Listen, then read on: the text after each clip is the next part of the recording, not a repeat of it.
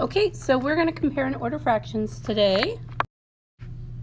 That's our title, and then our I can statement. I can use strategies to compare and order fractions. There's a couple of different ways that I'm going to show you how to do this. Before we start though, I want to practice what we did the last time we had math. We practiced getting mad at fractions, and we practiced turning those improper fractions into mixed numbers. So we're going to get mad at fractions if we have a mixed number already, like 1 and 1/9. We're going to get mad at it, meaning we're going to multiply and then add, and then the D stands for denominator. So I want you to go ahead and write this in your notebook and get an answer here. I will be looking for an answer here. So then I want you to take this improper fraction and turn it into a mixed number. Let's say that we have 22 over 8. 22 eighths. Remember that 22 is going to become unbalanced. It's going to fall into the house. Oops. And then we're going to divide out. This number on top is going to become our big number. And then we're going to get a fraction with that, because we're going to have a mixed number. A mixed number means something bigger than 1. It's going to have 1 or 2 and some extra. From there, we're going to draw a number line. So you can go ahead and do a number line on your notebook. Remember, number lines have arrows on the end because the numbers go on and on and on forever and ever in both directions. We're going to start with 0 on this side. We're going to put 1 here. Kind of space yours out like I have mine spaced out. And then we're going to think about putting some numbers on the number line. Well, let's go ahead and start with our number 3 and 1/9, which you turned into a improper fraction. And then we're also going to look at the number 22 eighths. The first thing, we can't compare these because there are different numbers in the denominator spot.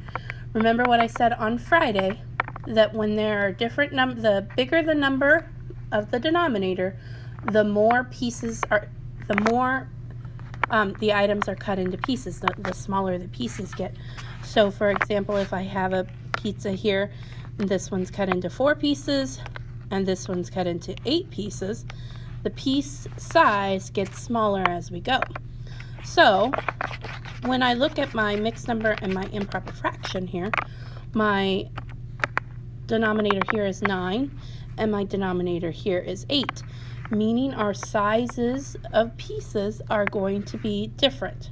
The 9 is going to be smaller pieces. The 8 is going to be bigger pieces than the 9, but we have 3 wholes and an extra, and here we have 22 pieces. So my question is, how do we plot this on a number line? Well, I can do one of two things. So this is the first way I can work through it.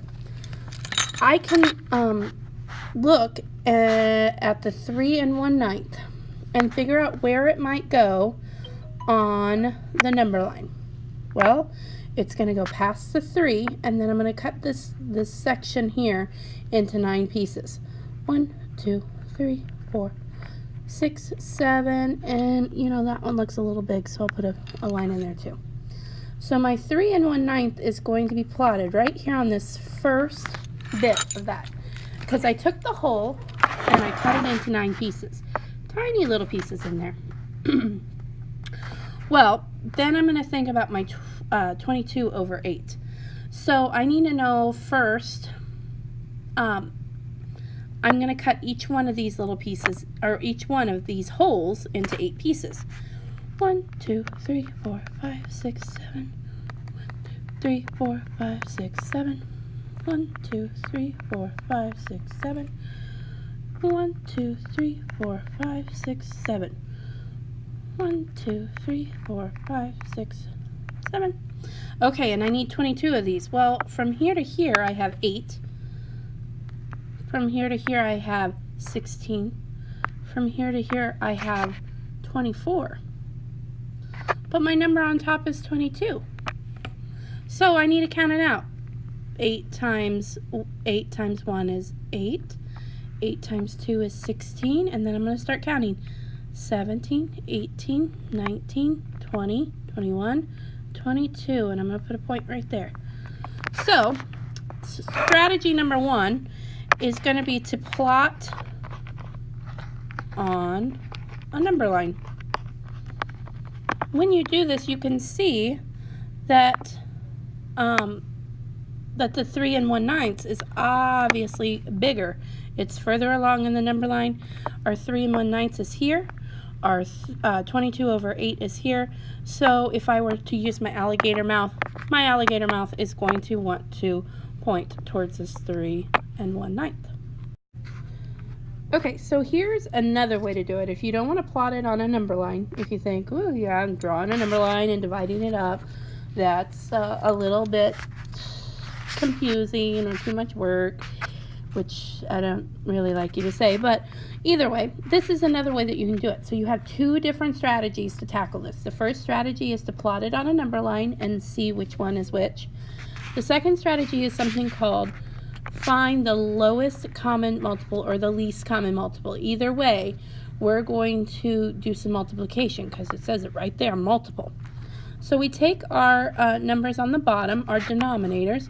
We have 8 and we have 16, and we're going to compare those down here at the bottom, 8 and 16.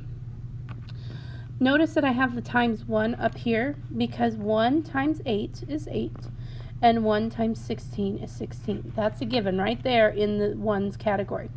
We put little colons here to say, okay, we're going to continue from there. So we're going to use our multiplication table. 8 times 2, 8 times 3, 8 times 4. You could also use your multiplication strips on this. This would come in really, really handy. You could take the 8 multiplication strip and put it on top of the 16, like put them next to each other. Oh, wait, you don't have a 16 multiplication strip. But if you had 2 numbers that were similar, you could use that with, or lower, you could use that with the multiplication strips. So then we do 16 times 2 is 32, and 16 times 3 is 48, and we could keep going from there. The point of this, though, is to get something that they have in common, the lowest thing they have in common. Well, as we're going, we see that they have, well, here both sides have 16 and 16, and both sides have 32 and 32. So we want to choose the one that's the lowest, and we see that 16 is our lowest. So then our goal is to change the bottom number so that it's 16. Well, here in our fraction 7 over 16, it's already 16. We don't have to do anything. But to be able to compare it, we have to make sure that things are cut into the same amount of pieces, because if they're not, they're going to be different sizes of pieces, and it won't work. So we're going to take this 8 and multiply it by 2, because that's when we got 16. So what I do to the bottom, I have to do to the top. And now I have a new fraction of, okay, what did that just do? Just kidding, reverse. I don't know why that did that. That was weird. I'll redraw this because apparently it got all crazy. Okay, so then we have a new fraction of 3 times 2 is 6, and 2 times 8 is 16. So now I compare my 2 fractions here and here. Well, if I have 6 out of 16 here or 7 out of 16 here, which way is the alligator mouth going to face? It will face the 7. It likes the 7 better. We will practice more of that. We have 2 ways that we can figure out how to compare and order fractions. We have our first way is to do a number line, and our second way is to get a lowest common multiple. We'll talk about this more at the table. I should see your notes, and you should be able to show me where you put in those fractions from the beginning, and make sure they're in a notebook. And yeah, I'll go ahead, and if you finish this before the end of at your seat time, I do have the assignment. You can go ahead and give it a shot.